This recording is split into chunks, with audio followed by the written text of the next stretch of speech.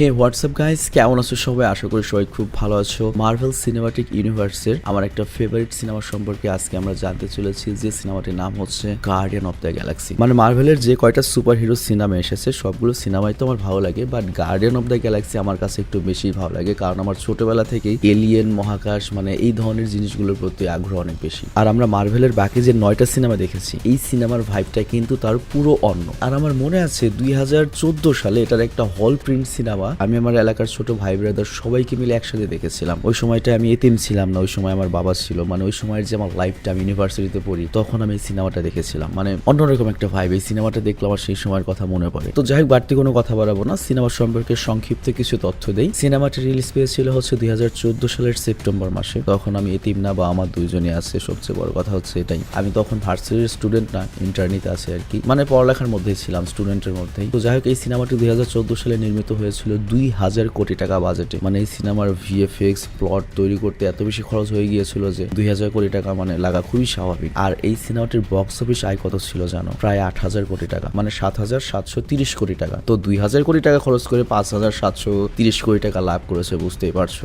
আর সবচেয়ে ইমপ্রেসিভ ব্যাপারটা হচ্ছে এটার আইএমডিবি রেট। এটার আইএমডিবি রেটটা হচ্ছে 10-এ 8, যেটা মার্ভেলের এ পর্যন্ত যে কয়টা সিনেমা এসেছে সেই কয়টা সিনেমার মধ্যে টপ রেটেড। হ্যাঁ, তুমি সিরিয়াসলি ঠিকই শুনেছো, মার্ভেলের 2012 সালে অ্যাভেঞ্জার যে সিনেমাটা এসেছিল সেটার সমান আইএমডিবি রেট। ওটারও 8 ছিল, এটারও আইএমডিবি রেট 8। তো বুঝতেই পারছো সিনেমাটি ইন্টারেস্টিং হবে, বাট আমি কতক্ষণে ইন্টারেস্টিং ভাবে এটাকে প্রেজেন্ট করতে পারবো আই ডোন্ট নো। তোমরা অনেকে বলো যে 40 মিনিটের ভিডিও বানান ভাই, 50 মিনিটের ভিডিও বানান ভাই, তাহলে তো তুমি সিনেমাটাই দেখতে পারো। তাহলে আর সিনেমার সংক্ষেপ হলো কিভাবে? আমাকে 20 মিনিটের মধ্যে তোমাদের এই সিনেমাটি বোঝাতে হবে। 2 ঘন্টার একটা সিনেমা কাটছাট দিয়ে যখন তোমাদের আমি 20 মিনিটে দেখাতে যাব, অনেক কিছুই বাদ যাবে, তবে তারপরেও তোমরা কিছু এন্টারটেইন পাবে। তো আমি রিকোয়েস্ট করবো যতটুকু এন্টারটেইন পাবে অতটুকু অ্যাপ্রিসিয়েট করার জন্য, কারণ এটা খুবই লজিক্যাল একটা ব্যাপার যে 2 ঘন্টার একটা সিনেমা 20 মিনিটে আমি কি করতে পারবো। আর 40 মিনিট তুমি আমাকে যদি রিকোয়েস্ট করো, এটাও খুব ইলজিক্যাল একটা রিকোয়েস্ট হবে। আমার এতগুলো চ্যানেল, আমি এত কাজ করবো কিভাবে? তুমি আমাকে বলো যে আমার বদলে তুমি অন্য কারোর ভয়েসে তুমি যদি এই ভিডিওগুলো দেখতে চাও, আমি 50 মিনিট করে ভিডিও বানিয়ে দেবো, কিন্তু আমার পক্ষে এত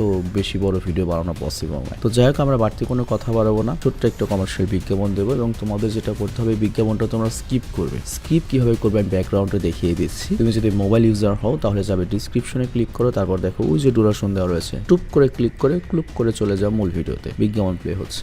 হ্যালো ফ্রেন্ডস, আমরা এমন একটা অস্থিতিশীল সময় রয়েছি, এবং এমন একটা মুভমেন্ট যেখানে আমাদের সবারই বিশ্বস্ত একটা স্থিতিশীল ইনকাম সোর্স প্রয়োজন, এবং এমন একটা ইনকাম সোর্স যেটা পৃথিবীর যে কোনো জায়গা থেকে চেষ্টা করা যাবে, এবং এটা অলরেডি বিলিয়ন মানুষকে হেল্প করছে গত দশক ধরে, এবং এটা one of the best sports book. আর এই সার্ভিস প্রোভাইডাররা নিশ্চিত করে বড় উইনিং, এর সাথে ফাস্ট পে আউট এবং রিস্ক ফ্রি বেটস। আর এবার অনেক ক্রিকেট ম্যাচ কিন্তু চলছে, যেমন Big Bash league, test match চলছে, ওডিআই চলছে। আর তুমি এই অ্যাপে কিন্তু এই সব ম্যাচে লাইভ রেজাল্ট দেখতে পারবে এবং স্কোর প্রেডিক্ট করতে পারবে, এবং এছাড়াও আরো অনেক গেমস রয়েছে। আর সবচেয়ে প্রফিটেবল গেম হচ্ছে ক্রাশ। আর আরেকটা বিষয়, এখানে তুমি কিন্তু 43,000 INR পর্যন্ত ফার্স্ট টাইম ডিপোজিটে পেতে পারো আমাদের এই প্রোমো কোড SAVAGE 100 ব্যবহার করে। আর লিঙ্ক আর প্রোমো কোড দেওয়া রয়েছে পিন কমেন্টে, সেখান থেকে তুমি অ্যাকাউন্ট খুলতে পারো, এবং SAVAGE 100 প্রোমো কোড ইউজ করলে তুমি পেতে পারো ফার্স্ট ডিপোজিটে 43,000 রুপি পর্যন্ত বোনাস। তো বিজ্ঞাপন শেষে আমরা মূল ভিডিওতে ফেরত আসলাম। তো এটা হচ্ছে মার্ভেল সিনেমাটিক ইউনিভার্সের 10 নম্বর কাহিনী, এবং এই পুরো সিনেমাটি কিন্তু মাল্টিভার্স এবং এলিয়েনদের নিয়ে তৈরি। তবে থরের সিনেমার চেয়ে খুব বেশি যে কঠিন এরকম একটা কিছু আমার কাছে মনে হচ্ছে না। স্টোরিটাও ইন্টারেস্টিং, এর সাথে জটিল, তবে থর যেহেতু এক্সপ্লেন করতে পেরেছে, এটা আমি এক্সপ্লেন করতে পারবো আই বিলিভ। তো যাই হোক, এই সিনেমার টাইমলাইনটা শুরু হয় হচ্ছে 1988 সাল থেকে, মানে আমার জন্মের 2-3 বছর আগের থেকে, যেখানে আমরা পিটার কুইল নামের একটা ছোট বাচ্চাকে দেখি। তার মা খুব অসুস্থ আর তার ক্যান্সার হয়েছে। তো সে তার মায়ের সামনে হসপিটালে দাঁড়িয়ে রয়েছে। তো মারা যাওয়ার আগে ওর মা করে ওকে কিছু উপহার দেয়, আর তারপর শেষ নিঃশ্বাস ত্যাগ করে। তো এখানে মাঝখানে আমি একটা বাড়তি কথা বলি, এই যে পিটারের মা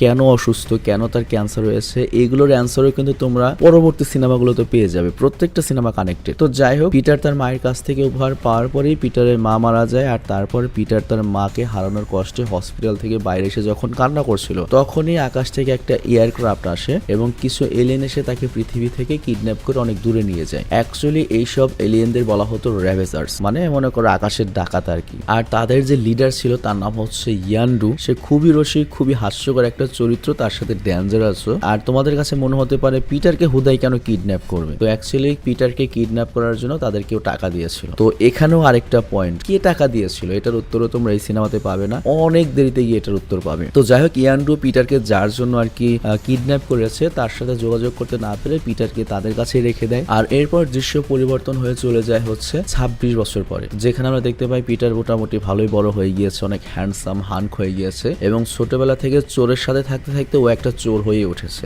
এজন্য কথায় আছে সৎসঙ্গে সর্বনাশ আর অসৎ সঙ্গে স্বর্গবাস। তো যাই হোক, ও এসেছে হচ্ছে একটা পরিত্যক্ত গ্রহ মোরাগে, আর এই মোরাগে একটা বিশেষ জিনিস রয়েছে যেটা একটা অর্ব বলা হয়ে থাকে। আর এই সেই অর্বের মধ্যে মনে করো পারমাণবিক বোমে আর কি পাওয়ার, তার কোটি গুণ বেশি পাওয়ার রয়েছে ওইটুকু অর্বের মধ্যে। তবে অর্বটার খোঁজে কিন্তু পিটার ছাড়াও আরো অনেকেই ছিল। তো পিটার যখন ওই মোরাগ থেকে অর্বটা উদ্ধার করে, ঠিক সেই সময় আসে হচ্ছে কোরাত নামের একজন লোক। তো এই কোরাত নামের লোকটাকে দেখেই বুঝতে পেরেছো যেটা ভিলেনই হবে। তো অ্যাকচুয়ালি এই কোরাত হচ্ছে ও রোনান নামের যেই সিনেমার মেইন ভিলেনটা থাকবে, আর যারা একটা ক্রি প্রজাতির ক্রিয়েটর তাদের হয়ে কাজ করে। আর এখানে লক্ষ্য এই সিনেমাতে আমাদের দুটো পৃথিবী দেখানো হয়েছে বা দুটো সভ্যতা দেখানো হয়েছে। একটা হচ্ছে ক্রি প্রজাতি আর আরেকটা হচ্ছে নোভা প্রজাতি। নোভা প্রজাতি হচ্ছে মানুষের মতো আর ক্রি প্রজাতি হচ্ছে দেখতেই পাচ্ছ ডাইরেক্ট এলিয়েনদের মতোই। তবে এই দুই প্রজাতির মধ্যে হাজার বছর ধরে বিবাদ চলে আসছে যে কে সেরা হবে, এবং দুটো প্রজাতি টেকনোলজিতে অনেক বেশি উন্নত। তো যাই হোক, বর্তমানে তাদের মধ্যে কিছু তোমার সমঝোতা বা চুক্তি হয়েছে, যার জন্য আপাতত তাদের মধ্যে কোনো ঝামেলা নেই। তবে এই ক্রি প্রজাতির যে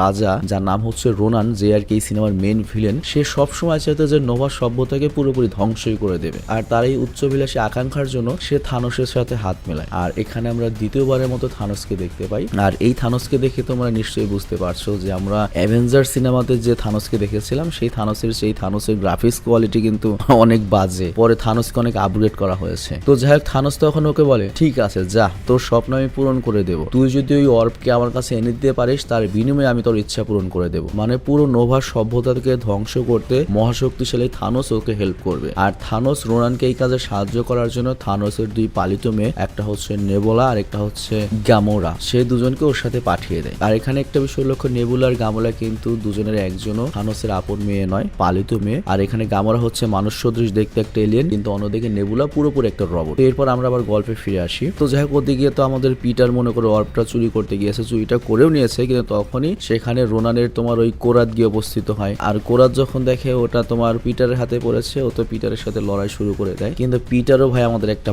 মাল, ভাই সিরিয়াস লেভেলের মাল পিটার। এবং যেহেতু এই সিনেমাটা আমি কয়েকবার দেখেছি, আমি এটা আসলে এক্সপ্লেন তো ভালো মতো করতে পারবো না। এই সিনেমা এক্সপ্লেন করতে গেলে আমি সিনেমাতে ঢুকে যাবো, অনেক বড় এক্সপ্লেন হয়ে যাবে। আর আমি চাই না আমাদের যে ভিডিও এডিটর রয়েছে তাদের কষ্ট হোক। তো এখানে আমরা সেই লেভেলের একটা বুদ্ধির ফাইট দেখি, এবং আমাদের যে পিটার চালাকি করে সেই অর্ব নিয়ে তার স্পেসশিপ নিয়ে সেখান থেকে পালিয়ে আসে। আর তারপরে পিটার করে কি, তার লিডার ইয়ানড্রুকে মেসেজ পাঠায় যে কামটা তো করে ফেলছি। তো ইয়ানড্রু তখন বলে তাহলে অর্ব নিয়ে তাড়াতাড়ি আমার কাছে আয়। কিন্তু পিটার তখন ইয়ানড্রুকে পোল্ট্রি দিয়ে দেয় এবং বলে এই জিনিসটা আমি নিজেই বিক্রি করবো, আমি নিজেই সব টাকা নেব, এবং তোমার সাথে আমার আর কখনোই দেখা হচ্ছে না। তো ইয়ানড্রু তখন তো অবাক হয়ে যায় যে হালাই কামটা করলে কি ছোটবেলা থেকে তোকে পেলে পুষে বড় করলাম। তো এখানে আমাদের পিটার ছোটবেলার কথা মনে করিয়ে দেয় যে তুমি আমাকে ছোটবেলাতে কিডন্যাপ করে নিয়ে এসেছো, আমার স্বপ্ন ছিল আমি একটা রিক্সা চালক হব, কিন্তু তুমি আমাকে এখানে নিয়ে এসে আমাকে একটা চোর বানিয়েছো। তো আমি কোনোভাবেই তোমার কাছে আর ফেরত যাচ্ছি না, আর যেহেতু একটা সুযোগ পেয়েছি এটা তো আমি মিস করবোই না। তো এটা জানার পর ইয়ানড্রু তো পুরো রেগে যায় যে আমার কুত্তা আমার সাথে বেইমানি করলো, এবং সে প্রাইজ মানি ঘোষণা করে দেয়, মানে ওকে ধরে আনতে পারলে তাকে বিশাল অঙ্কের টাকা দিয়ে পুরস্কৃত করা হবে। আবার অন্যদিকে কোরাত যায় হচ্ছে রোনানের কাছে এবং তার কাছে বলে যে স্টারলট নামের একটা রেভেজার্স মানে একটা চোর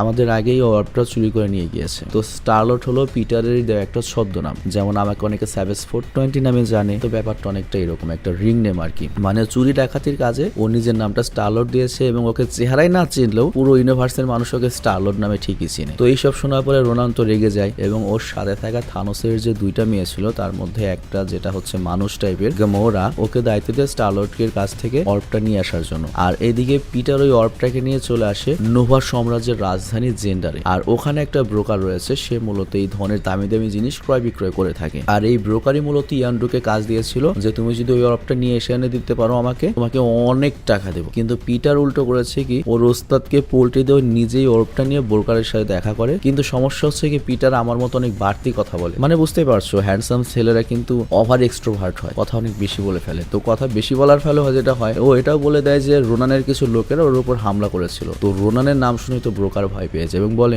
আমি অর্ব কিনবো না, আমি যদি এই অর্ব কিনি তাহলে আমার বিচি রোনান নিয়ে যাবে, এবং সে পিটারকে বের করে দেয়। মানে সে জানতো রোনান খুবই ক্ষমতাশীল আর সে কোনোভাবে মরতে চাচ্ছিল না, কারণ ঘরে তার 18টা বিবি বাচ্চা রয়েছে। আর ওই সময় সেখানে গামরা চলে আসে এবং গামরার প্রথমে এসে মিষ্টির কথা বললো, এরপর পিটারকে মনে করে যে মধ্য জায়গায় আক্রমণ করে অর্বটা ছিনিয়ে নিয়ে সেখান থেকে পালাতে শুরু করে। আবার ওই সময় উপস্থিত হয় জেন্ডার প্লান্টের দুটো এলিয়ন, রাকুন দ্য রকেট, যেটা এক সময়তে গিয়ে আমাদের খুবই ফেভারিট একটা ক্যারেক্টার হবে, এবং তার যে সাগরেদ গাছের গাছের মতো দেখতে একটা হিউম্যানয়েড গাছ, যেটার নাম হচ্ছে গ্রুট। তো রকেট কিন্তু খুবই স্মার্ট। রকেট ঘোষণা পেয়েছে যে পিটারকে ধরতে পারলে পুরস্কার পাওয়া যাবে। তো ওরা ঠিক করে ওরা পিটারকে ধরবে এবং ইয়ান্ডুর কাছে নিয়ে যাবে, পুরস্কার নেবে। আবার ওদিকে পিটার আর গামোরা লড়াই করছিল। আবার ওরা দুজনে এসে করে কি পিটারকে ধরার চেষ্টা করে, কিন্তু ওই চার কুত্তা যখন লড়াই করছিল তখন এখানে চলে আসে নোভার পুলিশেরা। মানে এটা তোমরা রণবীর সিং এর অ্যানিমেল সিনেমা পাওনি যে পুলিশরা ঘুমিয়ে থাকবে, এটা হলিউড সিনেমা। তো যাই হোক, ওদের চারজনকে ধরে দ্য কাইলন নামের একটা খুবই হাইলি সিকিউর একটা রিমোট জেলখানাতে নিয়ে আসা হয় এবং এখানে ওদেরকে নিয়ে আসার পরে আমরা দেখতে পাই বন্দি থাকা প্রত্যেকটা কয়েদি গামোরাকে দেখে ওকে মেরে ফেলতে চাইছে, কারণ তারা জানতো গামোরা থানোসের মেয়ে এবং রোনানের সাথে যোগাযোগ রয়েছে। আর এখানে বন্দি যতগুলো কয়েদি রয়েছে সবার প্রত্যেকেই কোনো না কোনো ভাবে থানোস বা রোনানের কাছ থেকে ক্ষতিগ্রস্ত হয়েছে। কেউ তাদের সন্তানকে মেরেছে, বউকে মেরেছে, বাড়িঘর ধ্বংস করেছে, আর তারা জাস্ট গামোরাকে মেরে তাদের রাগ মেটাতে চাচ্ছে। তো ওই সব কয়েদিদের মধ্যে আমরা দেখতে পাই ড্র্যাক্স নামে একটা কয়েদিকে। চিনতে পেরেছো ওকে? ও কিন্তু WWE সুপারস্টার ব্রাথিস্তা। তো যাই হোক, রোনান মূলত ড্র্যাক্সের বউ এবং বাচ্চাকে মেরে ফেলেছিল। তো সেই আগে সে সবার আগে গামোরাকে মেরে ফেলার চেষ্টা করে। বাট এখানে পিটার একটা কথা বলে, যেহেতু বুঝতে পারছো গোমর একটা মেয়ে মানুষ, মেয়ে মানুষের হেল্প না করলে একটা হ্যান্ডসাম ছেলের জন্য একটা পাপের সমান। তো পিটার তখন ওই ড্র্যাক্সকে বোঝায়, দেখো ভাই পাগলা ড্র্যাক্স, তুমি যদি গামোরাকে মেরে ফেলো তাহলে কিন্তু তোমার লস, কিন্তু গামোরাকে যদি তুমি বাঁচিয়ে রাখো তাহলে ওকে টোপ হিসেবে ব্যবহার করে তুমি কিন্তু রোনান পর্যন্ত পৌঁছাতে পারবে, আর তারপর রোনানকে বাঁশ দিয়ে তুমি মেরে ফেলতে পারবে। তো মাথা মোটা ড্র্যাক্সের এই প্ল্যানটা পছন্দ হয় এবং গামোরাকে ছেড়ে দেয়। আর এরপর আমরা দেখতে পাই গামোরা, পিটার আর রকেট গ্রুট এই চারজন থানোস এবং রোনানের সম্পর্কে কথা বলতে থাকে। তো গামোরা এখানে পুরো বিষয়টা বলে দেয়, মানে আসল কাহিনীটা বলে দেয় যে রোনানের প্ল্যানটা কি, ওই অর্বটা নিয়ে কি করবে। তো অ্যাকচুয়ালি গামোরা একদমই চাচ্ছিল না যে জেন্ডার প্ল্যানেটকে, আই মিন নোভা প্ল্যানেটটাকে ধ্বংস করা হোক, আর এর জন্য সে কোনোভাবেই থানোস বা রোনানের হাতে ওই অর্বটা দিতে চায় না। তো এর জন্য সে করে কি নগদ রোনানের সাথে এবং থানোসের সাথে পোল্টি দেয় এবং ঠিক করে এই অর্বটিকে দ্য কালেক্টর দ্য টানেলিয়ার টিওয়ানের কাছে বিক্রি করতে যাবে এবং সেখানে বিক্রি করে তারা অনেক টাকা পাবে। আর এত পরিমাণ টাকা পাবে যে তারা ইউনিভার্সের যে কোনো জায়গায় থাকতে পারবে, প্রয়োজন হলে তোমার বরিশাল এসেও থাকতে পারবে। ওদের টাকার অভাব নেই, থানোস জীবনেও খুঁজে পাবে না বরিশাল এসে। তো থানোসের সাথে থানোসের মেয়ে কেন পোল্টি দিচ্ছে? তো অ্যাকচুয়ালি এখানে ওই সেম কাহিনী আমাদের নায়কের মতো। থানোসও ছোটবেলাতে গামোরার বাবা মাকে মেরে ওকে কিডন্যাপ করে নিয়ে এসেছিল। তো এই জন্য থানোসের পালিত বাবা হলেও ও মন থেকে কখনোই থানোসকে পছন্দ করেনি। আর তারপর সে পিটারকে জানায়, তুমি যদি এখান থেকে আমাকে পালাতে সাহায্য করো, এটা বিক্রি করে যে টাকা আসবে তার অর্ধেক টাকা আমি তোমাকে দিয়ে দেবো। আর তখনই সেখানে রকেট আর গ্রুট ছিল। তো রকেট তো খুব বালপাকনা একটা লোক। তো রকেট বলে, আমি তোমাদের এখান থেকে পালাতে সাহায্য করতে পারি, কারণ এর আগে আমি অনেকবার জেল পালিয়েছি, কিন্তু এর জন্য আমার অমুক জনের ঠ্যাং লাগবে, মানে আবল তাবল কথা বলো আর কি। এগুলো আমি দেখাতে যাচ্ছি না তো বিস্তারিত। তো এরপর যখন সবাই খাচ্ছিল তখন রকেট প্ল্যান করতে থাকে কিভাবে পালাবে, মানে আজকে না 2-1 দিন পরে পালাবে আর কি। তো রকেট বলতে থাকে আমার অমুক ব্যাটারি লাগবে, এটা লাগবে, কিন্তু ইতিমধ্যে গ্রুট করে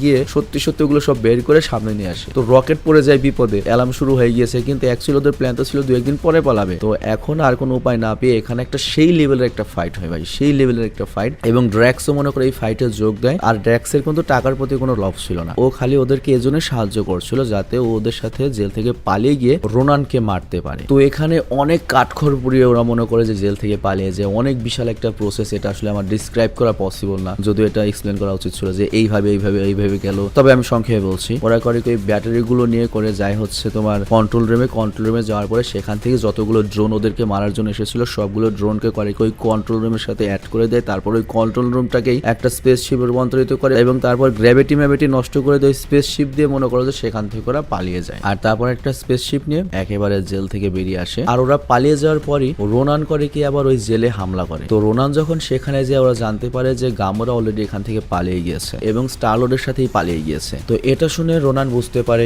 যে গামোরা বিশ্বাসঘাতকতা করেছে। আর সে এরপর সোজা চলে আসে থানোসের কাছে, কিন্তু থানোস উল্টোকে বলে এতে তোরই কোনো দোষ রয়েছে, তুই ওদেরকে ইউজ করতে পারিসনি। তো দ্বিতীয়বার আমার সামনে যখন আসবি ওই অর্ব নিয়ে আসবি, তা না হলে আসবি না, তা না হলে তোকে ল্যাটা ফ্যাটা করে দেবো। কিন্তু এই ব্যাপারটা রোনানের খুব ইগোতে লাগে, কারণ রোনানও তো একটা গ্রহের রাজা। তো যাই হোক, রোনান আর কোনো উপায় না পেয়ে নোবেলাকে সাথে নিয়ে গামোরাকে খুঁজতে বের হয়। আর এখানে একটা কথা বলি, এই নোবেলা সিরিয়াসলি, এখানে তো দেখছো তুমি রবট, কিন্তু এই নোবেলার যদি অ্যাকচুয়াল চেহারা দেখো, অ্যাকচুয়ালি ও একটা অস্ট্রেলিয়ান আর কি অভিনেত্রী। ওরে অ্যাকচুয়ালি দেখলে তুমি মানে কি বলবো, আমি জানি না তোমার চরিত্র কেমন, এটা চরিত্রের উপর নির্ভর করবে তুমি কি করবে। তো যাই হোক, অন্যদিকে আমরা দেখতে পাই পিটার, গামোরা, রকেট, গ্রুট আর ড্র্যাক্স মিলে পিটারের স্পেসশিপে করে নোভার নামে একটা প্ল্যানেটে আসে। তো ড্র্যাক্সকে এখানে একটা বারে রেখে বাকিরা সবাই চলে আসে দ্য কালেক্টর টানেলিয়ারের কাছে, যে ওদের কাছ থেকে অর্বটা কিনবে। এই শালার কাছে অনেক অনেক টাকা রয়েছে আর ওর শখ হচ্ছে ইউনিভার্সের বিভিন্ন ইউনিক জিনিস কেনা। যেমন আমাদের পৃথিবী থেকে একটা কুকুর পাঠানো হয়েছিল, সেই কুকুরটা ওর কাছে আমরা দেখতে পাই। আর এই কালেক্টর হারামজাদাকে কিন্তু আমরা থর দ্য ডার্ক ওয়ার্ল্ডের একদম শেষ দৃশ্যে দেখেছিলাম এবং আমরা কিন্তু বুঝতে পেরেছি পেরেছিলাম যে এই কালেক্টর হালারপুত মোটেও একটা সুবিধার লোক নয়, এবং অলরেডি ওর কাছে কিন্তু ইথার রয়েছে, মানে টোটাল যে 5টা ইনফিনিটি স্টোন রয়েছে তার মধ্যে একটা স্টোন কিন্তু ওর কাছে রয়েছে। তো এখানে অর্ব নিয়ে আবার এসেছে, তার মানে এটা দ্বিতীয় স্টোন হবে, এবং অলরেডি কিন্তু এই হারামজাদার স্বপ্ন যে এই 5টা ইনফিনিটি স্টোন এক জায়গায় করে পুরো দুনিয়া ও রাজত্ব করবে, পুরো ইউনিভার্সে ও রাজত্ব করবে। তো যাই হোক, এই কালেক্টর এখানে অনেক ভদ্র মতো নিজেকে প্রেজেন্ট করে, আর তারপরে ওই অর্বটাকে আধুনিক মেশিনের সাহায্যে ওপেন করে, এবং সেটার ভেতর এত বেশি পাওয়ার দেখে সবাই অবাক হয়ে যায়। তো তখন কালেক্টর বলে যে টোটাল 6টা ইনফিনিটি স্টোন রয়েছে, এবং এটিও তার মধ্যে একটি, তার মানে আমি একটু ভুল বলেছি, 5টা নয়। তো 5টা ইনফিনিটি স্টোন না 6টা ইনফিনিটি স্টোন তোমরা কমেন্টে একটু বলে দিও, কারণ জানোই তো মানুষ মাত্রই তো ভুলশীল, আর আলামিন মাত্র একটু বেশি ভুলশীল। তো যাই হোক, এখানে ওই কালেক্টর একটা কথা বলে যে এই অর্বটার এতই বেশি ক্ষমতা যে কোনো শক্তিশালী প্রাণী ছাড়া এটা কেউ এটার শক্তি অ্যাবজর্ব করতে পারবে না, সে পুরোপুরি ধ্বংস হয়ে যাবে। কিন্তু কেউ যদি একবার এটা অ্যাবজর্ব করতে পারে সে ইউনিভার্সের অন্যতম শক্তিশালী একজন পার্সন হয়ে যাবে। তো এইসব কথা আবার কালেক্টরের একটা কৃতদাস শুনতে পায়, এবং ওই সুন্দরী কৃতদাস হারামজাদি করে কি ওই অর্বের পাওয়ার জন্য নিজের হাতে ওই অর্বটা ধরে ফেলে, যাতে সে শক্তিশালী হয়ে যাবে এবং কালেক্টরকে মেরে ওর কাছ থেকে বন্দী অবস্থা থেকে মুক্ত পায়। কিন্তু স্টোনটাকে হাতে নেওয়ার সাথে সাথে ও ওটার ক্ষমতা সহ্য করতে না পারে ইনস্ট্যান্টলি মনে করে যে সাপারি কিরকিরা হয়ে ব্লাস্ট হয়ে যায়, আর এই ব্লাস্টের কারণে কালেক্টরের মিউজিয়াম পুরোপুরি ধ্বংস হয়ে যায়। আর গামোরা বুঝতে পারে যে এই পাওয়ার স্টোনটি অনেক বেশি শক্তিশালী, তো সে সিদ্ধান্ত নেয় যে এই স্টোনটা তারা কাউকে বিক্রি করবে না, দুনিয়ার স্বার্থে, ইউনিভার্সের স্বার্থে সে এটাকে নোভা সেনাদের হাতেই তুলে দেবে, যাতে কেউ এটার খারাপ ব্যবহার না করতে পারে, কারণ এটা যদি খারাপ হাতে পড়ে যায় তাহলে এটার মিস ইউজ কেউ করতে পারে, কারণ বুঝতেই পারছো কালেক্টর তো নিজের লাভের জন্য সেও আবার রিসেল করে দিতে পারে। আর এদিকে এইসব ঘটনার মধ্যে মালটাল খাওয়ার পরে আমাদের ড্র্যাক্সের এত বেশি নেশা হয় যে হারামজাদা নিজেই করে কি রোনানকে কল করে বলে আইএসকে রিক্সা ভাড়া আমার, মানে আমি এইখানে আসি আয়। তো রোনানের গ্রুপ নগদ সেখানে চলে আসে, তো একদিকে রোনানের গ্রুপ আসে, অন্যদিকে ইয়ান্ডুর রেবেজার্স গ্রুপও সেখানে চলে আসে। তো দুই দিক থেকে যখন দুই গ্রুপ আসে তখন বুঝতেই পারছো আমাদের পিটার আর গামোরাদের অবস্থা কি, একটা পিটারের শত্রু একটা গামোরার শত্রু। তো পিটার আর গামোরা সেখান থেকে পালিয়ে যাওয়ার চেষ্টা করে, কিন্তু আমাদের যে বলদ মানে মাথা মোটা ড্র্যাক্স ও তো মনে করো রোনানের সাথে ফাইট করতে যায়, কিন্তু রোনানের একটা ধাক্কাই কোলাতে পারে না, কোনোভাবেই কোলাতে পারে না। আর তারপর রোনান পাঠিয়ে দেয় হচ্ছে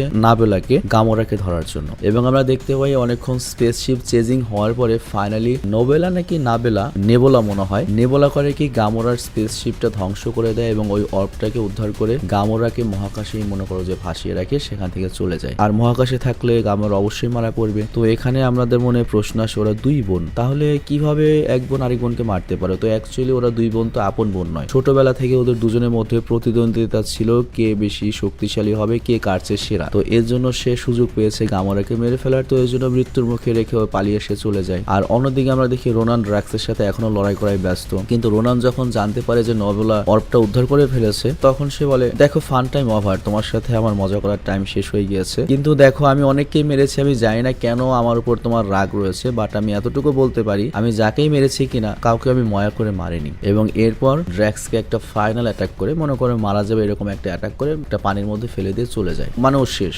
আর এদিকে মহাকাশে আমরা গামোরাকে মারা যেতে দেখতে পাই, কিন্তু পিটার তখন সেখানে চলে আসে এবং পিটার করে কি নিজের জীবনের রিস্ক নেই, নিজের শরীরে যে তোমার ওই মহাকাশের স্যুটটা রয়েছে সেই স্যুটটা দিয়ে গামোরাকে বাঁচানোর চেষ্টা করে। তো পিটার সেখানে প্রায় মারা যাচ্ছিল, কিন্তু তখনই ইয়ান্ডু সেখানে চলে আসে এবং ওদের দুজনকেই ধরে ওদের স্পেসশিপে নিয়ে আসে। এবং পিটার যেহেতু বিশ্বাসঘাতকতা করেছে এজন্য পিটারকে মেরে ফেলতে চায়, বাট আমাদের পিটার একেবারে অরিজিনাল 2 নম্বর লোক, তুমি যে কাউকে বিশ্বাস করো পিটারকে বিশ্বাস করো। তো পিটার তখন চালাকি করে জানায় যে দেখো গামোরার সাহায্যে আমরা কিন্তু রোনানের কাছ থেকে আবার ওই অর্বটা চুরি করতে পারি, যেটা হয়ে গিয়েছেই, আর ওইটা বিক্রি করে আমরা কিন্তু অনেক টাকার মালিক হতে পারি, আমার কোনো টাকার দরকার নাই, বাট আমি তোমাকে এবার হেল্প করতে চাই। তো এই কথা শোনার পরে ইয়ান্ডু করে ওদের দুজনকে ছেড়ে দেয়, অনেক টাকার ব্যাপার। আর এইদিকে আমরা দেখতে পাই রকেট আর গ্রুট করে কি ড্র্যাক্সকে হেল্প করে, মানে ড্র্যাক্সের ভেতর থেকে গ্রুট করে কি শেকড় ঢুকিয়ে ড্র্যাক্সের ভেতরে পানি টানি বের করে ফেলে, ড্র্যাক্সকে সুস্থ করে। তো এতদিন পর্যন্ত ড্র্যাক্সের অনেক অহংকার ছিল তার নিজের দেহনের শক্তি নিয়ে, কিন্তু আজকেও বুঝতে পারে যে রোনানের সামনেও চুলো না, এবং বুঝতে পারে ওরা একটা টিম প্রয়োজন হবে, অ্যাজ এ টিমই কাজ করতে হবে। তো ফাইনাল ওরা 3 জন বন্ধু হয়ে যায়। আর তারপর রকেট করে কি একটা স্পেসশিপ নিয়ে ইয়ান্ডুর স্পেসশিপের সামনে আসে, আর রকেটের তৈরি একটা অস্ত্র দিয়ে ইয়ান্ডুর দিকে তাক করে এবং বলে যদি তোমরা পিটার আর গামোরাকে ছেড়ে না দাও তাহলে তোমাদের স্পেসশিপ পুরোপুরি ধ্বংস করে দেবো। যদিও এটা একটা ফানি দৃশ্য ছিল, কারণ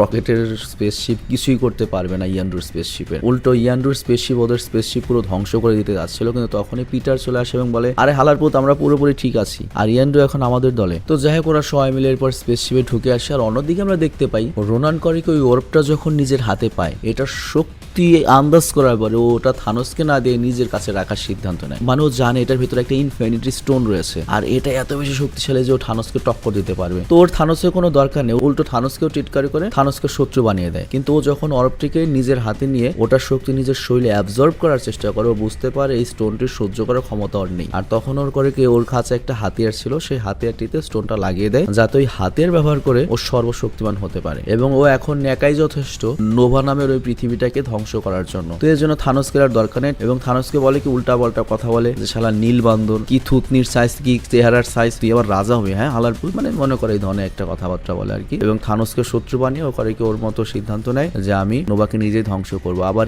এদিকে নোবলাও করে কি পার্টি বদল করে, ও করে কি থানোসের পার্টি বদল করে রোনানের হয়ে কাজ করতে থাকে, কারণ ও গামোরার মতো থানোসকে পছন্দ করতো না। আর এদিকে পিটার, গামোরা, রকেট, গ্রুট আর ড্র্যাক্স মিলে অনেক ভালো বন্ধু হয়ে উঠেছে। তবে এখনো গামোরা ড্র্যাক্সের অতখানি কেমিস্ট্রি জমেনি, তবে ড্র্যাক্স অ্যাকচুয়ালি গামোরা অনেক বন্ধু। বাট এখানে পিটার রয়েছে অ্যাজ এ লিডার, সবাইকে ম্যানেজ করছে। আসলে অনেকদিন একসাথে থাকার পরে ওরা একটা ভালো সম্পর্কে চলে এসেছে। তো এই জন্য ওরা সবাই মিলে ঠিক করে যেভাবেই হোক রোনানকে আটকাতে হবে। তো এই জন্য তারা ইয়ান্ডুর কাছে যায় এবং ইয়ান্ডুর টুমকে বলতে শুরু করে রোনান ওই ইনফিনিটি স্টোনের সাহায্যে নোভা গ্রহকে পুরোপুরি ধ্বংস করে দেবে। তো এর জন্য ওদেরকে আটকানোর জন্য আমাদের প্ল্যান মতো লড়াই করতে হবে। তো এখানে কি প্ল্যান করে এটা আমি সংক্ষেপে বলি। প্ল্যানটা হচ্ছে ওরা সবাই মিলে রোনানকে হারানোর পরে স্টোনটা নিয়ে যাবে হচ্ছে ইয়ান্ডু, আই মিন পিটারের ওস্তাদ, আর মাঝখান থেকে নোভা বেঁচে যাবে, রোনানকে ধ্বংস করা হবে। আর এই একই কথা ওরা করে কি জেন্ডার গ্রহের যে নোভা গ্রহ আর কি, নোভা গ্রহের সেনাদেরকে জানিয়ে দেয় যে এরকম প্ল্যান প্রোগ্রাম হচ্ছে, তোমাদের উপর কিন্তু যে কোনো সময় রোনান আক্রমণ করতে পারে। তো এই কারণে পিটার তার প্ল্যান মতো কাজ শুরু করে দেয়। আবার ওদিকে রোনান করে কি তার পুরো টিম নিয়ে বিশাল বড় একটা স্পেসশিপ নিয়ে নোভার দিকে আসা শুরু করে। কিন্তু তখনই ওদেরকে থামানোর জন্য পিটার এবং রেভেজার্সের পুরো গ্রুপ চলে আসে। এবং তখনই আমরা দেখতে পাই নোভার যে বিমান বাহিনী রয়েছে তারাও করে কি পিটারদের সাহায্য করতে চলে আসে। যদিও এখানে একটা ব্যাপার রয়েছে, প্রথমে তারা কিন্তু পিটারের কথা বিশ্বাস করেনি, তারা মনে করেছিল পিটার একটা চোর বাটপার, ওর কথা কেন বিশ্বাস করবো। কিন্তু পরে ওরাও বিশ্বাস করে চলে আসে এবং এদের সবার লক্ষ্য ছিল রোনানকে কোনোভাবে ওদের গ্রহ পর্যন্ত পৌঁছাতে দেওয়া যাবে না, কারণ ও যদি একবার নোভার গ্রহে যেতে পারে ওই স্টোনটা মাটিতে চলেই পুরো গ্রহ শেষ হয়ে যাবে। তো এই জন্য নোভার পাইলটরা এখানে যে কাজটা করে, তারা এখানে অনেকবার ফাইটিং করে, গোলাগুলি করে, কিন্তু রোনান বা ভিলেনের ওই স্পেসশিপটা এত বেশি শক্তিশালী ছিল যে তার কোনো প্রভাবই পড়ে না। তো তখন লাস্ট কি উপায় রয়েছে, ওরা করে কত সবগুলো প্লেন এক জায়গায় করে একটা জালের মতো বানায় যাতে সবগুলো প্লেনের জেট ইঞ্জিনের পাওয়ার দিয়ে ওই বিশাল স্পেসশিপটাকে আটকানো যায়। কিন্তু আমরা দেখতে পাই রোনান তার স্টোনটির সাহায্যে সবগুলো প্লেন, সবগুলো ফাইটারকে ধ্বংস করে দেয়। আর এটা একটা ভেরি ইমোশনাল দৃশ্য ছিল। অ্যাকচুয়ালি আমি যেমন বলেছি 2 ঘন্টার একটা সিনেমাতে অনেক ইমোশনাল দৃশ্য থাকে যেগুলো আসলে এক্সপ্লেন করে প্রকাশ করা পসিবল না। কিছু রোমান্টিক সিনেমা, মানবিক সিনেমা হয়তো এক্সপ্লেন করে তোমাদেরকে বোঝানো যায়, বাট অ্যাকশন বা কমেডি সিনেমাগুলোর ক্ষেত্রে এক্সপ্লেন করে বোঝানো অনেক বেশি টাফ, বা এক্সপ্লেন করে মজা দেওয়া অনেক বেশি টাফ। তো যাই হোক, নোভার সকল এয়ারফোর্স কিন্তু নিজেদের জীবন বিসর্জন দেয়, কিন্তু এতে কোনো লাভ হয় না। কিন্তু তখন পিটার, গামোরা, গ্রুট আর ড্র্যাক্স করে কি একটা স্পেসশিপ নিয়ে রোনানের স্পেসশিপের মধ্যে প্রবেশ করে, আর রকেট বাইরে থেকে যায় লড়াই করার জন্য। এরপর পিটার, গ্রুট আর ড্র্যাক্স রোনানের সৈন্যদের সাথে লড়াই করতে থাকে, আর এটা ওয়ান অফ দ্য বেস্ট লড়াই ছিল, সেই মজা পাবে। বিশেষ করে গ্রুটের যে লড়াইটা ছিল ভাই, মানে ওর হাত এত লম্বা করে দেয়, সবটির মনে করো যে গান মে ডাল ভুসা দেতা হয়, বাদ মে সবকো মার দেতা হয় ভাই। মানে কিছু কথা আছে একটু অ্যাডাল্ট, যেগুলো বাংলায় কইতে শরম করে আর কি। তবে যাই হোক, আমি যদি খালি হিন্দি ইউটিউবার হইতাম ভাই, সিরিয়াসলি আমি যে কি দেখে বলতাম। তো যাই হোক, সেটা বড় কথা না, সবচেয়ে বড় কথা হচ্ছে গামোরা আবার ওদের সবাইকে সাহায্য করার জন্য এই স্পেসশিপের দরজাগুলো খুলতে সাহায্য করে, যেখান থেকে এই স্পেসশিপটাকে পুরোপুরি কন্ট্রোল করা যাবে, ডিরেকশন চেঞ্জ করা যাবে। কিন্তু তখনই সামনে চলে আসে ওর বোন নেবুলা, আর নেবুলা আমার মোটামুটি হালকা ক্রাশ। মানে ওই সময় তো আমি মনে করো সিঙ্গেল, আনমেরিড, বাংলাদেশের কোনো ভেরি বিক্রিও আমাকে পাত্তা দিত না। তো তখন আমি কি করতাম, ওই সিনেমায় যে মেরে দেখতাম ওই মেরে নিয়ে কল্পনা করতাম, সবারই ভালো লাগতো। তো যাই হোক, তখন 2 বোনের মধ্যে লড়াই শুরু হয়ে যায়। তো গামোরা প্রথম দিকে তাকে অনেক বোঝানোর চেষ্টা করে যে বোন,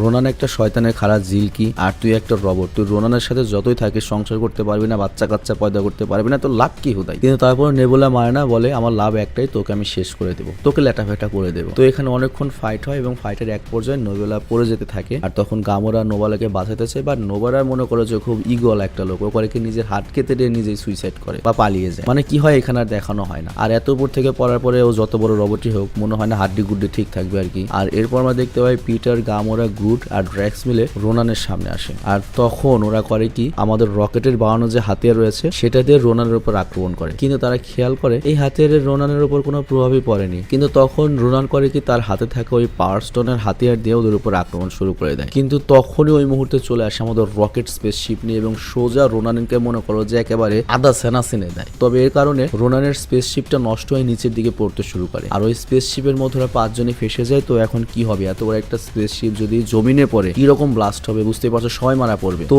এটাই এই সিনেমার one of the best emotional moment. Seriously তুমি যদি এই সিনেমা না দেখো, এই সিনেমার এইটুকুর ফিলিংস বুঝতে পারবে না ভাই। তো ওই মুহূর্তে ওরা সবাই যখন মারা যাবে, সবাই সবার হাত ধরে নেয়, এবং পুরো সিনেমাতে কিন্তু ওরা কেউ কারো বন্ধু ছিল না, সবাই সবার সাথে ঝগড়া করেছে, সবাই সবার সাথে পাল্লাবালি করেছে। কিন্তু এট এ টাইমে, এই টাইমে আসলেই তারা বুঝতে পারে যে বন্ধুত্ব জিনিসটা কি, এত সুন্দরভাবে ফুটিয়ে তোলা হয়েছে এই সিনেমাতে। কিন্তু এই মুহূর্তে ওরা সবাই মরতে চলেছে, কিন্তু তখন গ্রুট করে কি, তার শরীরকে ডালপালা দিয়ে অনেক বড় করে এবং একটা কবজের সৃষ্টি করে, মানে একটা রক্ষা কবচ তৈরি করে, যাতে যত ব্লাস্টই হোক ওর বন্ধুরা অন্তত বাঁচতে পারে। কিন্তু রকেট এখানে কান্নাকাটি করতে থাকে যে গ্রুট তুই এটা সহ্য করতে পারবে না, কিন্তু গ্রুট তখন বলে উই আর গ্রুট, যে আমরা সবাই গ্রুট, আমরা সবাই বন্ধু। তো যাই হোক, এরপর আমরা দেখতে পাই স্পেসশিপটি নিচে পড়ে যায়, বিশাল বড় ব্লাস্ট হয়, বাট গ্রুটের কারণে সবাই বেঁচে যায়, বাট গ্রুট নিজে মারা যায়। তো এটা নিয়ে রকেট কান্নাকাটি করছিল, আর তখনই ওদের সামনে রোনান দা হারামজাদা চলে আসে। আর এরপর সে করে কি, তার কাছে থাকা ওই পাওয়ার স্টোনের হাতিয়ার সাহায্যে এই পুরো গ্রহকে ধ্বংস করে দিতে চায়। বাট ওয়েট, একটা প্রশ্ন, রোনান তুই যদি এই গ্রহটা ধ্বংস করস, তুই এখন যাবি কই? সিরিয়াসলি সিনেমার এই লজিকটা আমি পাইনি। ও তো এই গ্রহটা এখান থেকে ধ্বংস করতে যাচ্ছে, ও তো আর উঠতে পারে না, উঠতে পারলে তোর আর স্পেসশিপের প্রয়োজন হতো না, তো ও কি করবে? ও তো মরবে। মানে আমি এই জায়গাটা আসলে লজিক বুঝি নাই। তো যাই হোক, যখন রোনান করবে কি এই গ্রহটা পুরোপুরি ধ্বংস করতে যাবে, তখনই আমাদের পিটার পাগলা করে কি একটা গান গাইতে শুরু করে, ওর দৃষ্টি অন্যদিকে ঘোরানোর জন্য, এবং নাচতে শুরু করে। আর ওইটুক সময় সুযোগে করে কি, রকেটের যে তোমার অস্ত্রটা ছিল, সেই রকেট করে কি দ্রুত সেই অস্ত্রটা রেডি করে ড্র্যাক্সের সাহায্যে ওই হাতিয়ারের দিকে, মানে এবার রোনানের দিকে না, হাতিয়ারের দিকে, হ্যামারের দিকে লক্ষ্য করে শুট করে। আর ওই হ্যামারটি ধ্বংস হয়ে যায় এবং স্টোনটা নিচে পড়ে যেতে থাকে। বাট স্টোনটা মাটিতে পড়লেই তো পুরো গ্রহ ধ্বংস হয়ে যাবে। তো এই জন্য আমাদের পিটার একটা রিস্ক নেয়। পিটার করে কি, নিজের জীবন বাজি রেখে স্টোনটা হাতে নেয়। বাট এই স্টোনটার ক্ষমতা তোমরা দেখেছি, এটা একটা মানুষ সহ্য করতে পারবে না। তো যে কথা সেই কাজ, পিটারের পুরো দেহ, পুরো শরীর জ্বলতে পড়তে শুরু করে। বাট আমাদের সেই স্টারলর্ড এখন কিন্তু স্টারলর্ড নেই, স্টারলর্ড এখন পিটার, তার ভেতর মন রয়েছে, তার বন্ধু রয়েছে। সেই পুরো জার্নিতে বেশ কিছু বন্ধু পেয়েছে যারা তার জন্য জীবন বাজি রাখতে পারে। তো সবগুলো বন্ধু করে কি পিটারের হাতে হাত ধরে নেয়। তো এর ফলে যেটা হয়, ওই স্টোনটির ক্ষমতা, মানে ওই স্টোনটির যে পাওয়ার, সেটা পিটারকে একা কষ্ট না দিয়ে বাকি সবার উপর ভাগ হয়ে যায়, আর এর ফলে পিটার বেঁচে যায়। আর এই সুযোগেই গোমরা করে কি, ওই স্টোনটাকে রাখার জন্য নতুন অর্বে ওই পাওয়ার স্টোনটিকে বন্ধ করে দেয়, আর তখন ওটা বন্ধ হয়ে যায়। আর এরপর এখানে আসে হচ্ছে ইয়ান্ডু। ইয়ান্ডু বলে, বাজান তাইলে কাম তো শেষ, দিয়ে দাও আমাকে অর্বটাকে। তো পিটার তখন নাচে, তো অর্বটা দিয়ে দেয়, আর বলে দেয় ভালো মতো রেখো, এমন কারোর কাছে বিক্রি করো না যাতে দুনিয়া ধ্বংসের কারণ হয়। তো গোমরা বললে, তুমি একটা কাজ করলে। তো তখন পিটার আরেকটা অর্ব বের করে দেখায়, মানে পিটার এখানেও পল্টি দিয়েছে। আর ওদিকে ইয়ান্ডু যখন চলে যায় খুব খুশি, ও যখন ওটা বের করে ভেতরে একটা পুতুল দেখতে পায়, মানে ওকে ওর সাগরে আবারও ঠকিয়েছে। তো যাই হোক, এরপর আমরা দেখতে পাই ওরা ওই পাওয়ার স্টোনটি নিয়ে সেটাকে নোভা সেনাদের হাতে তুলে দেয়, আই মিন গভর্নমেন্টের হাতে তুলে দেয়। তো এখানে একটা বিষয় আমি বলি, পিটার বা স্টারলর্ড কিন্তু অনেক বড় একটা সন্ত্রাসী, এবং এখানকার সবাই কিন্তু সন্ত্রাসী, সবারই হিউজ ক্রিমিনাল রেকর্ড। কিন্তু যেহেতু এই গ্যালাক্সিকে রক্ষা করতে বা এই গ্রহটাকে রক্ষা করতে ওরা হেল্প করেছে বা রক্ষা করেছে, এর জন্য নোভার যে প্রধানমন্ত্রী ওদেরকে গার্ডিয়ান অফ দ্য গ্যালাক্সি বলে ঘোষণা করে, আর এভাবে ওদের টাইটেল হয়ে যায় গার্ডিয়ান অফ দ্য গ্যালাক্সি। এবং ওদের যত পুরনো ক্রিমিনাল রেকর্ড ছিল সেগুলো মুছে ফেলা হয়। আর এখানে পিটারের মাথায় আরেকটা প্রশ্ন আসে যে আমি ওই ক্রিস্টালটা কিভাবে সহ্য করতে পারলাম। তো এখানে নোভা পিটারের বডি চেক আপ করে জানতে পারে যে পিটার আসলে পুরোপুরি মানুষ নয়, সে অর্ধেক মানুষ অর্ধেক এলিয়েন। আর তার ভেতরে এমন একটা ডিএনএ রয়েছে যে ডিএনএ কোন প্রজাতির ডিএনএ সেটাই কেউ জানে না। তবে যতটুকু বোঝা গিয়েছে এটা গ্যালাক্সির সবচেয়ে প্রাচীনতম কোন একটা প্রাণীর ডিএনএ, সবচেয়ে শক্তিশালী এবং প্রাচীনতম। আর এর জন্য পিটার এতক্ষণ সময় ধরে ওই পাওয়ার স্টোনের ক্ষমতাটিকে সহ্য করতে পেরেছিল, যেটা অন্য কোনো মানুষ বা অন্য কোনো এলিয়েনের পক্ষে পসিবলই নয়। তো এই যে আমরা এই পিটারের সম্পর্কে জানলাম যে পিটার সাধারণ মানুষ নয়, অর্ধেক মানুষ অর্ধেক অনেক প্রাচীন একটা এলিয়েন বা এলিয়েনের ডিএনএ ওর ভেতর রয়েছে। তো পিটারের মা কিভাবে মরলো, পিটারকে কেন কিডন্যাপ করা হয়েছিল, কেন এই গ্যালাক্সিতে এসেছে, পিটার কিভাবে এলিয়েন হলো অর্ধেক, এই সকল প্রশ্নের উত্তর আমরা আস্তে আস্তে পাবো। তো যাই হোক, এরপর নোভার পক্ষ থেকে ওদেরকে একটা নতুন স্পেসশিপও দেওয়া হয়, আর তারপর আমাদের এই গার্ডিয়ান অফ দ্য গ্যালাক্সিরা বেরিয়ে পড়ে এই গ্যালাক্সিকে রক্ষা করতে নতুন একটা মিশনে। আর ওদিকে রকেট করেছে কি গ্রুট মারা যাওয়ার পরে গ্রুটের একটা ডাল নিয়ে একটা টবে লাগিয়ে দিয়েছে, এবং শেষ সময় আমরা দেখতে পাই সেই ডাল থেকে ছোট্ট গ্রুট জন্ম নিয়েছে, খুব কিউট একটা গ্রুট। এবং এখানে একটা মজার কথা না বললেই নয়, মার্ভেলের যে কয়টা সিনেমা তৈরি করেছে ওরা, প্রত্যেকটা সিনেমার ক্যারেক্টার বিল্ডিং এত বেশি অসাম, এত বেশি জীবন্ত করেছে যে ভাই এই গ্রুট যে একটা গাছ, যে পুরো সিনেমাতে খালি একটা ডায়লগে বলে আই এম গ্রুট, ওর যে এই সিনেমাতে কতখানি ভূমিকা, এই হারামজাদার এই গাছ আমাদের কাঁদিয়ে দিয়েছিল ভাই। এমন একটা সময় এসেছে এই সিনেমাতে, মানে এত বেটার ক্যারেক্টার বিল্ডিং করে যেটা মার্ভেল ছাড়া অন্য কেউ পসিবলই না ভাই। তো যাই হোক, আমি আজকের মতো বিদায় নেব। তবে তারপরেও বিদায় নেওয়ার আগে এই সিনেমার যে পোস্ট ক্রেডিট সিন রয়েছে সেটা সম্পর্কে বলি। পোস্ট ক্রেডিট সিনে দেখানো হয় দ্য কালেক্টর টালিনিয়ারকে, যে তার ধ্বংসপ্রাপ্ত মিউজিয়ামে বসে তার দুটো জীবিত প্রদর্শনীর সাথে মানে আমাদের পৃথিবীর কুত্তার সাথে জুস পান করছে এবং ওর মনে অনেক রাগ। তবে হালারপুত কি করবে ভবিষ্যতে এটা আমরা জানি না। আর এখানেই সিনেমাটি শেষ হয়ে যায়, মানে পরবর্তী সিনেমার সেরকম কোনো ক্লু আমাদের দেওয়া হয়নি এই সিনেমাতে। তো যাই হোক, আজকে আমরা মার্ভেল সিনেমাটিক ইউনিভার্সের 10 নম্বর সিনেমাটা শেষ করলাম। কালকে আমরা 11 নম্বর সিনেমাতে চলে যাচ্ছি। মানে আমি চেষ্টা করবো স্যাভেজের ডেইলি ভিডিও দেওয়ার জন্য। সিরিয়াসলি আমি এটা চেষ্টা করছি, বাট যদি আমি না পারি তোমাদের মন খারাপ করা যাবে না। এবং তোমরা যেটা করবে, ডেইলি এই চ্যানেলটাতে আসবে এবং 1 লাখ ভিউ ডেইলি কমপ্লিট করে দেবে। এবং আরেকটা হাম্বল রিকোয়েস্ট, মানে খুবই হাম্বল রিকোয়েস্ট, দেখো আমাদের র্যান্ডম ভিডিও চ্যানেল কিন্তু আমাদের মেইন চ্যানেল ছিল, সেই চ্যানেলটা কিন্তু একেবারে ডাউন হয়ে যাচ্ছে। তোমাদের কাছে একটা রিকোয়েস্ট, তোমরা যারা এই স্যাভেজ ফুড টোয়েন্টিতে আছো তারাও একবার প্রতিদিন অন্তত একবার গিয়ে র্যান্ডম ভিডিও চ্যানেলে কি সিনেমাটা আসলো সেটা একটু দেখে আসবে। আমাদের ইচ্ছা হচ্ছে র্যান্ডম ভিডিও চ্যানেল এবং স্যাভেজ ফুড টোয়েন্টিতে আমরা প্রতিদিন একটা করে ভিডিও আপলোড করতে চাই, প্রতিদিন একটা করে ভিডিও। তো তোমরা যদি অ্যাক্টিভ হও তাহলে আমি পারবো। কারণ দেখো আমাদের কিন্তু একসময় 5 লাখ প্রায় রেগুলার ভিউয়ার ছিল, রেগুলার। তারা আস্তে আস্তে কমতে কমতে কমতে কমতে এখন এই পর্যায়ে এসেছে। তো তোমরা আমাদের লাস্ট ভিউয়ার। তোমরা যদি কখনো চলে যাও তখন আমাদের যেটা হবে, ইউটিউবিং কেরিয়ারই শেষ হয়ে যাবে। আর অলরেডি 5 বছর তোমাদের অনেক সার্ভিস আমি দিয়েছি, আমি চাই আরো 2 বছর সার্ভিস দিতে। একটা হাম্বল রিকোয়েস্ট, আর 2টা বছর প্লিজ তোমরা আমাকে সাপোর্ট করো, যাতে আমি 2 বছরের মধ্যে আমার একটা বিকল্প ব্যবস্থা করতে পারি, যাতে অন্তত 5 বছরের এত বর্ণাঢ্য ক্যারিয়ার শেষে আমাকে যেন দুস্থ শিল্পী হয়ে বা দুস্থ ইউটিউবার হয়ে মরতে না হয়। এই জিনিসটা নিয়ে আমি খুব ভয় পাই আর কি। তো যাই হোক, আমি বিদায় নিচ্ছি, ঠিক আছে? টেক কেয়ার, আল্লাহ হাফেজ।